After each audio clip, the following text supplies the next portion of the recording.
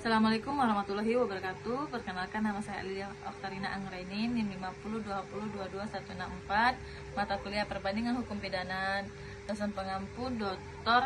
Hasanal Mulkan SHMH, Universitas Muhammadiyah Palembang.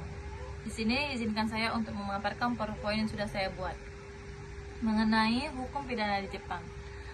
Hukum pidana di Jepang adalah bagian dari sistem hukum yang mengatur tindakan-tindakan yang dianggap sebagai kejahatan serta menetapkan sanksi atau hukuman bagi pelanggarnya. Secara umum, hukum pidana Jepang yaitu Keiho mengikuti prinsip-prinsip hukum pidana modern dengan pengaruh besar dari sistem hukum Eropa, terutama hukum pidana Jerman dan Perancis. Selanjutnya, sistem hukum Jepang. Jepang memiliki sistem hukum yang mengikuti tradisi hukum sipil mirip dengan banyak negara Eropa. Hukum Jepang dipengaruhi oleh hukum Jerman, Prancis, serta menggabungkan unsur-unsur budaya dari nilai Jepang.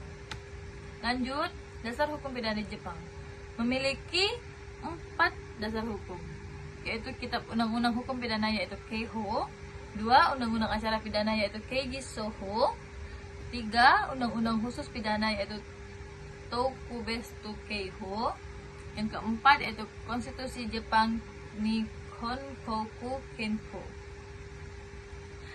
Yang pertama, Kitab Undang-Undang Hukum Pidana Jepang, yaitu mengatur semua prinsip umum pidana, jenis-jenis tindak pidana, serta membentuk hukuman. 2. Terbagi menjadi 3 bagian, yaitu bagian umum, khusus, dan keempat, bagian tambahan. Kitab ini adalah sumber utama dalam menentukan apakah suatu perbuatan bisa dipidanai dan hukuman apa yang dikenakan. Selanjutnya, Undang-Undang Khusus Pidana. Setiap individu mempunyai kebebasan untuk menyampaikan pendapatnya, baik secara lisan maupun tertulis, termasuk melalui platform digital. Hak berekspresi dijamin oleh undang-undang sebagai bagian dari kebebasan berekspresi. Kemudian lanjut, perbandingan antara hukum pidana di Jepang dan Indonesia. Sistem hukum Jepang mengikuti sistem hukum sipil, sedangkan Indonesia juga mengadopsi hukum sipil namun dipengaruhi oleh hukum Belanda karena masa penjajahan.